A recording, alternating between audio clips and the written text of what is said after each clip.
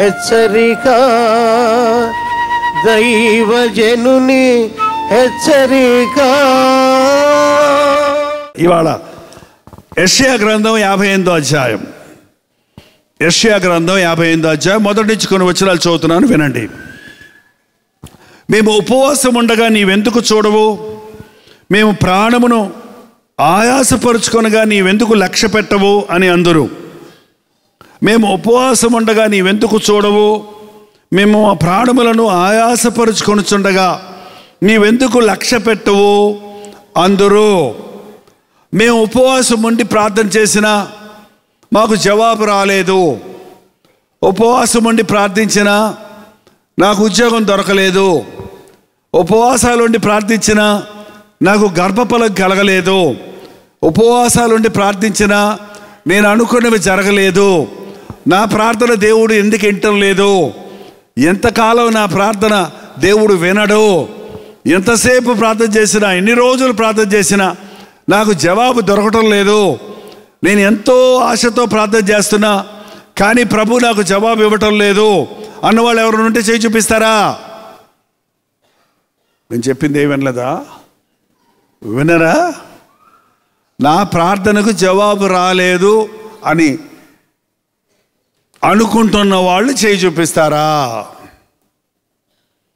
చాలా ప్రార్థనలకు వచ్చాయి, ఇంకా ఒక భారానికి ఒక విషయానికి రాలేదు అన్నవాళ్ళు చేయి చూపిస్తారా? అసలు మీరు ప్రార్థన చేస్తే కదా, అది అసలు సంగతి. అసలు జవాబు రావడానికి ముందు ప్రార్థన చేస్తే కదా. నేను ఉపవాసం ఉండి ప్రార్థన చేసుకుంటాను అన్నవాళ్ళు చేయి చూపించండి. అదిగో చేయటమే లేదంట. ఉపవాస ప్రార్థన అంటే చాలామందికి అసలు ఉపవాసం ఎట్టుండాలో తెలియదండి. ఉపవాస ప్రార్థన శక్తి రహస్యం అనే ఒక పుస్తకం రాశాను. దయచేసి మీ దగ్గర డబ్బులు ఉంటే ఒక పుస్తకం కొనుక్కొని వెళ్ళండి. అది చాలా తక్కువే ఉంటుంది, దానికి 30 రూపాయలు ఎంత ఉంటుంది. ఉపవాసం ఎప్పుడు ఉండాలి, ఎన్ని గంటలు ఉండాలి, ఉపవాసం ఉన్న సమయంలో మంచినీళ్ళు తాగొచ్చా, టీలు కాఫీలు తాగొచ్చా, శనగపప్పు తినొచ్చా, పాలు పండ్లు తినొచ్చా? ఏంటంటే చాలామంది ఉపవాసం అంటారు, ఒక గుప్పెడు శనగలు, ఓ పెద్ద గ్లాసు పాలు, ఒక అట్టిపండు తిన్నాను అంతేనండి అన్నాడు ఆయన. అదే ఉపవాసం? తినే అన్నాను కంటే అదే బెస్ట్. ఉపవాసం ఎంతసేపు ఉండాలి? చాలామందికి ఈ సందేహాలు ఉన్నాయి. చూడండి, కనీసం ఈ సంవత్సరమైనా, ఈ రోజు నుంచి అయినా, ఇక్కడ మీరు ఎప్పుడూ ఉపవాసం ఉండని వాళ్ళు ఉంటే ఇప్పటి నుండి అయినా ఉపవాసం ఉండి ప్రార్థన చేయటం నేర్చుకోండి. ఎందుకంటే ఉపవాస ప్రార్థన వలన వచ్చే శక్తి చాలా గొప్పదండి. మనం ఉపవాసం ఉండి యథార్థంగా ప్రార్థించినప్పుడు సాతాను గజగజ వణుకుతాడు. వాడి కట్టులు తెగిపోతాయి, వాడి బంధకాలు చెదిరిపోతాయి. యేసు ప్రభు రూపాంతర కొండ మీద రూపాంతరం పొంది కొండ దిగి వచ్చేటప్పటికి 9 మంది శిష్యులు దెయ్యం పట్టిన ఒక అబ్బాయిని దెయ్యం వెళ్ళగొట్టాలని 9 మంది ప్రయత్నాలు చేస్తున్నారు. పో ఓయ్ పో ఆయ్ పో అని నానా గదరగోళం చేశారు. ఆ దెయ్యం వదిలిపెడతలేదు. ప్రభువుని చూడగానే ఆ తండ్రి వెళ్ళి, అయ్యా నా బిడ్డ దెయ్యం బట్టి బాధపడుతున్నాడు, కనికరించమన్నప్పుడు ప్రభు ఒక్క మాటతో అపవిత్రాత్మ బయటికి పోమన్నప్పుడు అది వెంటనే అతన్ని విడిచిపెట్టింది. అతడు చక్కగా కూర్చున్నాడు. ఆ తండ్రికి కుమారుని అప్పగించాడు.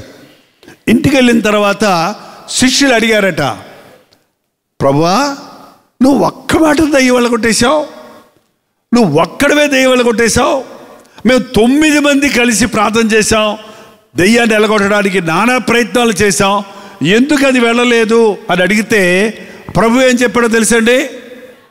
మార్కు సువార్త బైబిల్ తీస్తే మీకు గుర్తుపెట్టుకుంటే, ఎప్పుడైనా మీకు గడ్డు సమస్యలు వచ్చినప్పుడు, చిక్కు సమస్యలు వచ్చినప్పుడు ఉపవాస ప్రార్థన చేస్తే ఎంత గొప్ప విడుదల దొరుకుతుందో మీకు అర్థమవుతుంది.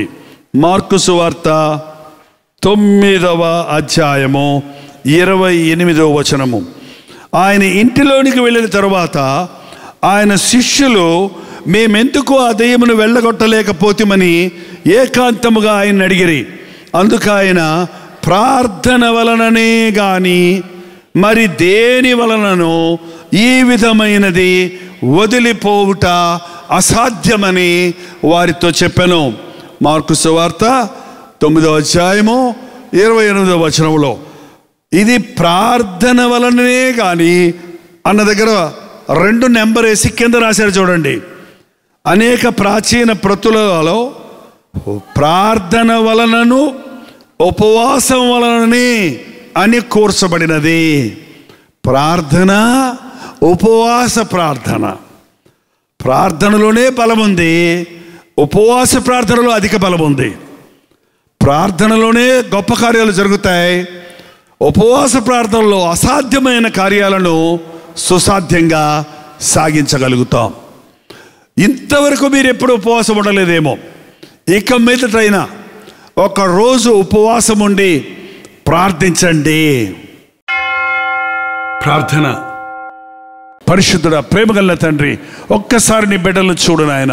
చేతులెత్తి హృదయం తెరిచి, అయ్యా ఇది నా బాధ, అయ్యా ఇది నా సమస్య, ఇదయ్యా నా స్థితి నాయన, నేను ప్రార్థించుకోలేకపోతున్నాను, ఉపవాసం ఉండలేకపోతున్నాను, బైబిల్ చదవలేకపోతున్నాను, అందుకే అంతకంతకి భక్తిహీనుడిని అయిపోతున్నాను, అంతకంతకి సాతాను నా మీద పెత్తనం చేస్తున్నాడు అయ్యా, సాతాను నన్ను లొంగ తీసుకున్నాడయ్యా, నా శరీరేచ్ఛలకు లొంగిపోయానయ్యా, లోకాశలకు లొంగిపోయానయ్యా, అనేక చిక్కుల్లో సమస్యల్లో పడిపోయానయ్యా, అప్పుల్లో పడిపోయానయ్యా, నాకు విడుదల పొందే మార్గం లేక తపన పడుతున్నాను యేసయ్యా, నాకు సహాయం చేయి, నాకు సహాయం చేయి నాయన, నన్ను లేవనెత్తయ్యా, ఈ చికటగల దొంగ ఊపిలో నుండి నన్ను లేవనెత్తయ్యా, బండపైన పాదాలు స్థిరపరచు నాయన అని ఎవరెవరు నీకు మొరపెడుతున్నారో అయ్యా, అటువంటి వారి మొరలు ఆలకించు తండ్రి.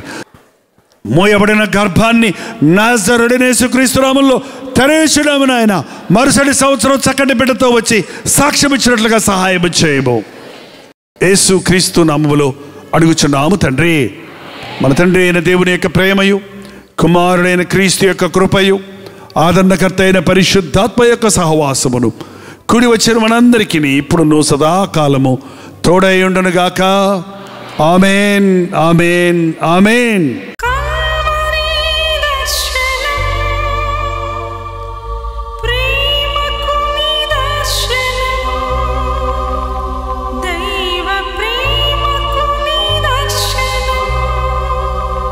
తెలుగు, తమిళ, హిందీ, మలయాళం, బెంగాలీ, ఒరియా అనే 6 భాషల్లో టెలివిజన్ ప్రోగ్రామ్స్ కొనసాగుతూనే ఉన్నాయి.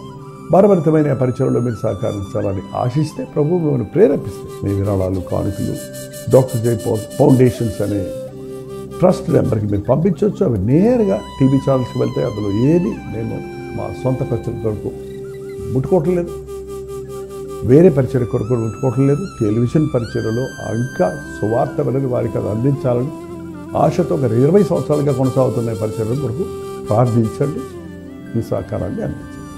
ఈ విషయంలో మీకు ఇంకా వివరాలు కావాలంటే 89393939 అనే నెంబర్కి మార్నింగ్ 10 నుంచి ఈవినింగ్ 10 లోపల మీరు ఫోన్ చేయండి, వివరాలు తెలియజేస్తారు.